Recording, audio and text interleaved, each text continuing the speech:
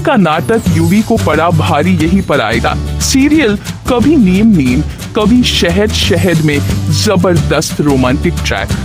दोस्तों, अब आने वाले ट्रैक में दिखाया जाएगा कि यूवी सोने का नाटक करता है ताकि वो बेड पर अकेला सो सके। कथा कमरे में सोने के लिए आती है कि हालत देखकर कहती है। कथा सोचती है, इस कमरे में तो न सोफा है न टेबल, एक काम करती हूँ आंगन में ही सो जाती हूँ।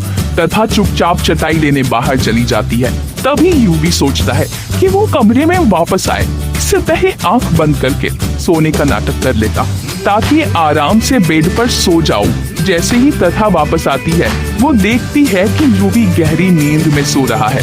वो खुद से कहती है, इस साड़ी में तो मैं नहीं सो सकती, एक काम करती हूँ सलवार कमीज पहन लेती हूँ। अब कहानी में आता है टर्निंग पॉइंट। कथा कपड़े बदलने लगती है और तभी यूवी अचानक आंख खोल देता है। उसकी नजर जैसे ही कथा पर पड़ती है, वो हक्का बक्का रह जाता है क्योंकि कथा उसी वक्त कपड़े बदल रही होती है। यूवी जोर से चिल्लाता है जिससे कथा घबरा जाती है और वो भी चिल्ला उठती है। फिर दोनों की नजरें आपस में टकराती हैं।